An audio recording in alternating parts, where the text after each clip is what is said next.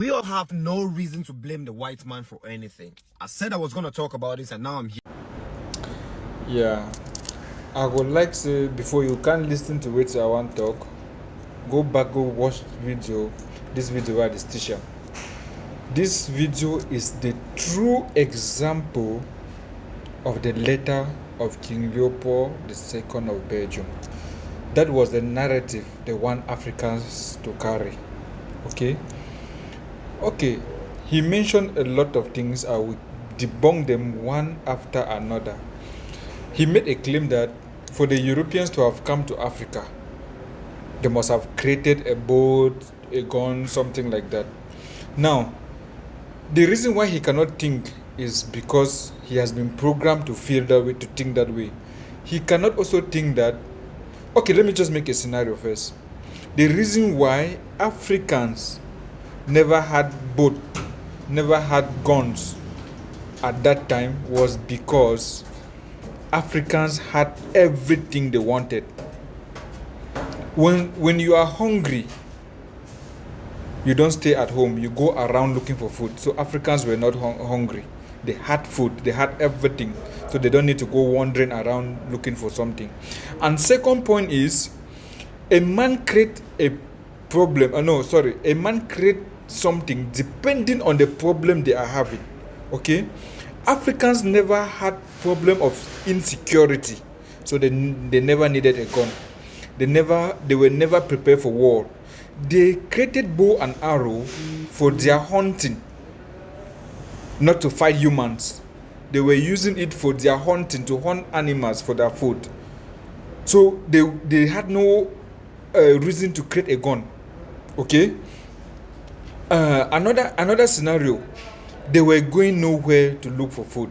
Their food, everything was around them. So they never needed to go somewhere to look for food. So that is why there was no need for a boat. Now, another thing Africans are not asking themselves, the food we are eating, who created the recipe? Is it the West? Secondly, what the West brought to Africa, they never brought it for free. Like I was talking to one guy, he told me, so if I am anti-technology, I should drop my mobile phone.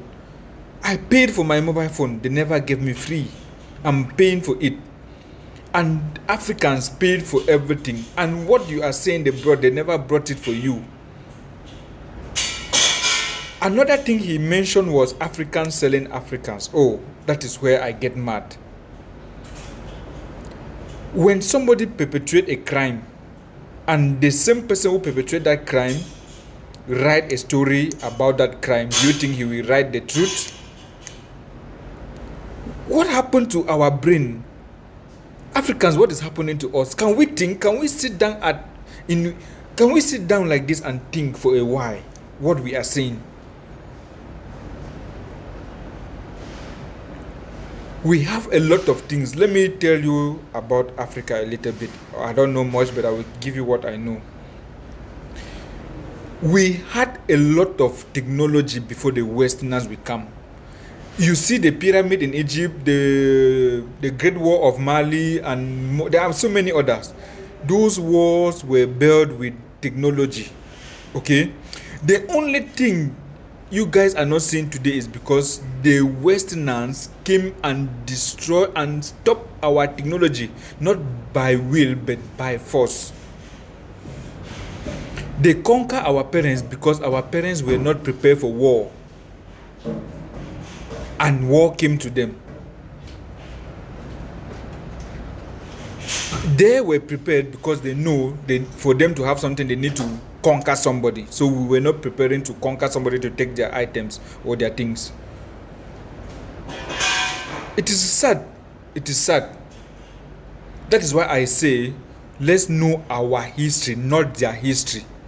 Because what we study in school is what the European wrote to make themselves superior over us.